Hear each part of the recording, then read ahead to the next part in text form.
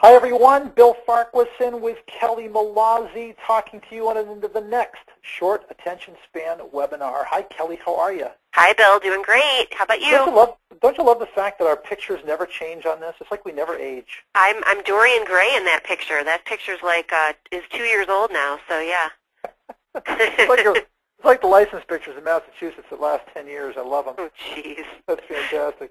This is an interesting webinar subject. This is an email that I got from a buyer. Kelly, check this out. It says, I'm waiting for the day that a print salesman will call me the day after a conference or meeting and ask how we did. They know when the event is. The date is on the piece of printing I bought from them. Imagine if a salesperson made that call. It has never happened to me. I think I'm shocked. I think I'm shocked by that.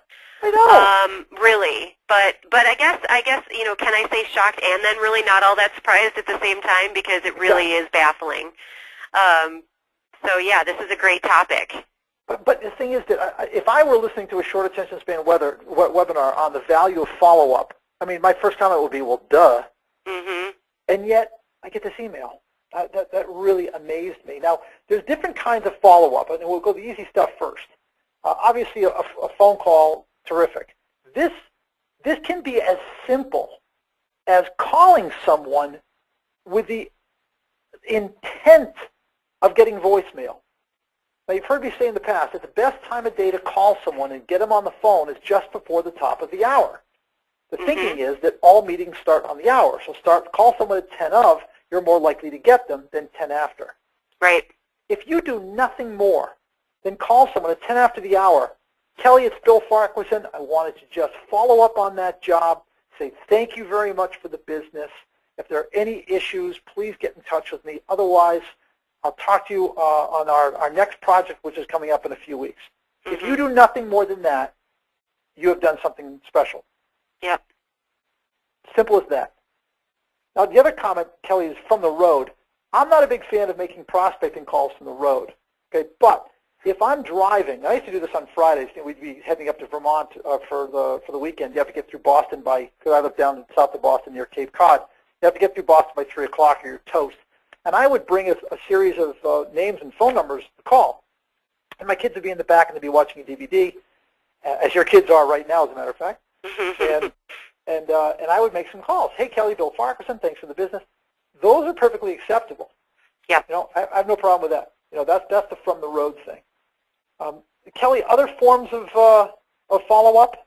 I was always a big fan of writing a personal handwritten thank you note after a project or after a meeting or after a referral, anything like that. I think it's not done as much today, and so I think it's a great way to, to differentiate yourself and really still commit to that kind of communication. So I'm a huge fan of handwritten notes for sure. Did your mom and dad, did they make you write thank you notes for Christmas?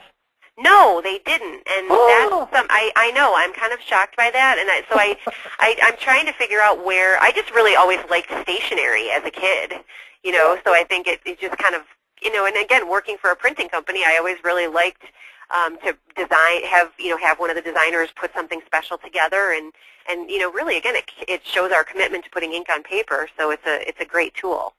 It's just amazing to me how the common courtesies aren't common anymore. Right. I'll get a thank you email or something from someone, like a family member, but rarely, except my mom and dad, rarely will I get a thank you note. So email, sure. You know what? Send them an email that just says thanks for the business, want to double check. There's nothing wrong with that. That's another good form of follow-up. It doesn't have to be an in-person meeting, but it can be. The value of a face-to-face drop-by is that you can get more information out of them, especially for the bigger projects. You might want to do a post-mortem on things. The thing that really blows me away is why we don't do more of this. So let's just talk first about the value of that follow-up. Number one, Kelly, we're catching problems early. Well, that's I think one of the things that people might be a little bit afraid of is after the job ships, they might think, oh, if there's if they weren't, you might even in the back of your head be thinking there might have been a problem with something. So it's almost like if I just bury my head in the sand, I can pretend it's not going to happen. But folks, this is a really bad idea because you definitely do want to be able to get in touch, get ahead of a problem. If there's any issues with delivery, any problem you can solve, especially, is a great idea. So, and again, it just communicates that. I'm not just in it for the order. I want to develop a relationship with you. I'm a partner. I'm someone who's always going to be here for you. And one key point to understand, follow-up begins the second you get the PO. Right. So think about this. Kelly, you hand me a purchase order, and the job is due on the 15th.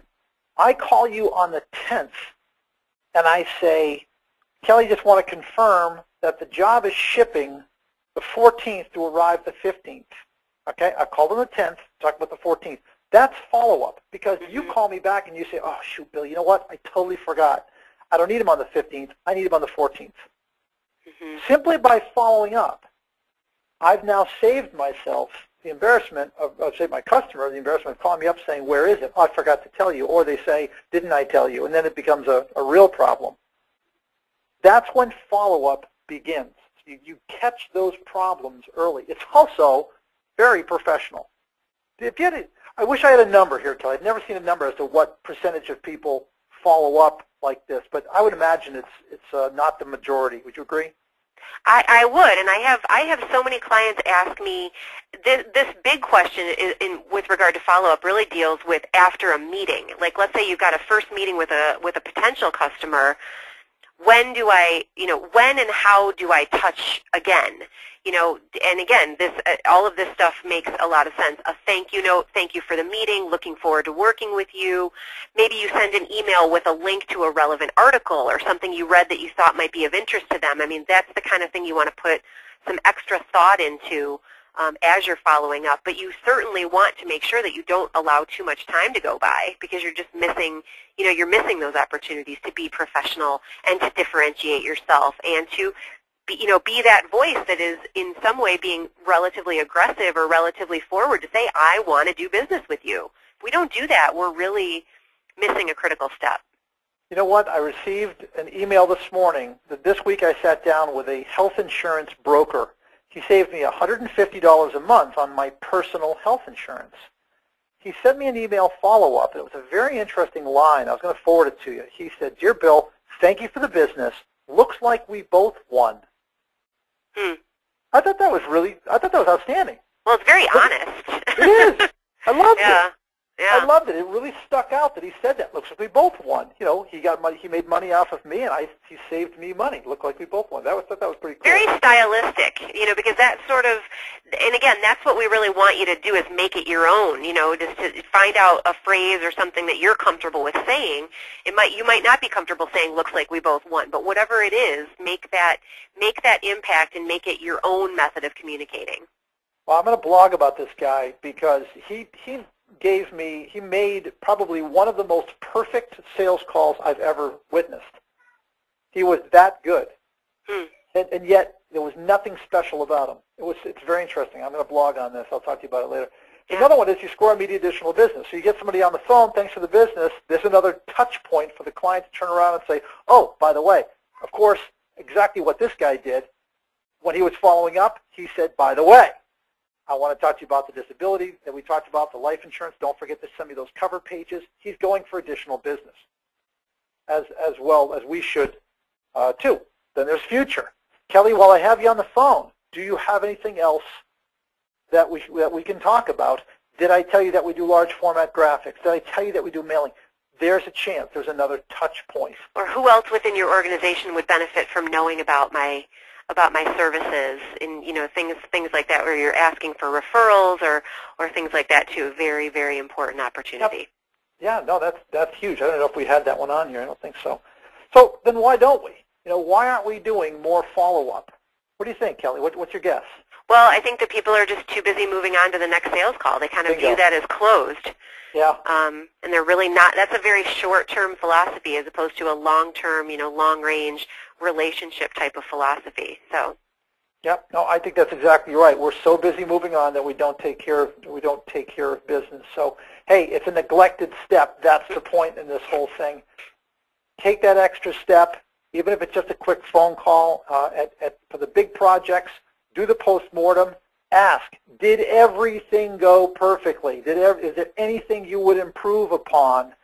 Those kinds of things keep you relevant. They are professional, and they get you started on that next business, the next piece of business. You don't want to hear about problems when the customer says, we've gone with somebody else. That last job did not go as well as we wanted it to. So, all right, Kelly, thanks so much. And we'll talk to you all on the next Short Attention Span webinar. Thanks, Bill.